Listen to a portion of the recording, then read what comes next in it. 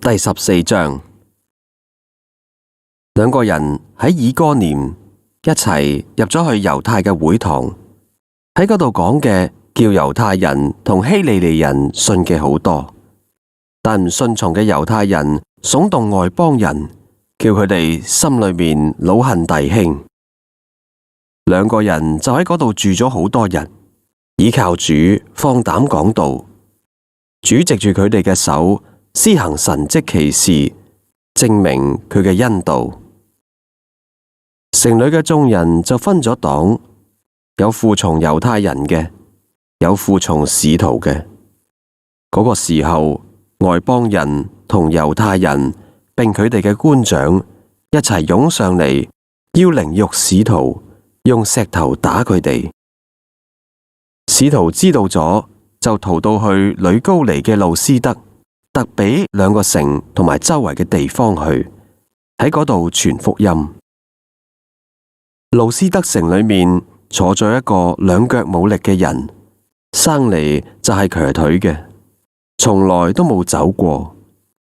佢聽咗保羅講道，保羅定睛望住佢，見佢有信心可以痊癒，就大聲嘅話：你起身，兩腳企直。嗰個人就跳咗起嚟，而且行走。眾人睇見保羅所做嘅事，就用呂高尼話大聲嘅話：有神藉住人形降臨喺我哋中間啊！於是叫咗巴拿巴為丟斯，叫保羅為希爾米，因為佢帶頭講說話。有城外丟斯廟嘅祭司拖住隻牛，攞住花圈嚟到門前，要同眾人向使徒獻祭。巴拿巴、保羅兩個使徒聽見，就撕開衣裳，跳咗入去眾人中間，喊住嘅話：各位，點解要做呢啲事呢？我哋都係人，性情同你哋一樣。我哋傳福音俾你哋，係要叫你哋離棄嗰啲虛妄，歸向嗰個創造天地海同其中萬物嘅永生神。佢喺從前嘅世代，任憑萬國各行其道。然而為咗自己未嘗唔顯出證據嚟，就如常施恩惠，從天降雨，賞賜豐年，叫你哋飲食飽足，滿心喜樂。兩個人講咗呢啲說話，緊緊嘅可以攔住眾人唔獻祭俾佢哋。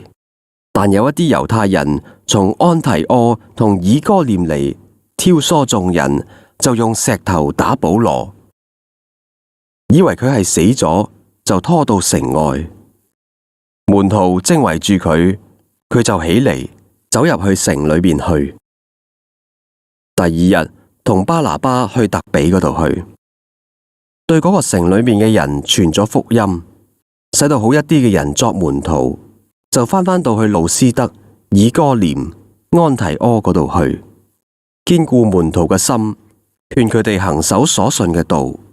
又話：我哋進入神嘅國，必須經歷好多艱難。兩個人喺各教會當中選立咗長老，又禁食禱告，就將佢哋交託所信嘅主。兩個人經過比西底，嚟到龐菲利亞，喺別家講咗道，就落到去亞太利嗰度去，從嗰度坐船往安提阿嗰度去。當初佢哋被眾人所託，蒙神之恩，要辦而家所做嘅工作，就係喺呢一個地方。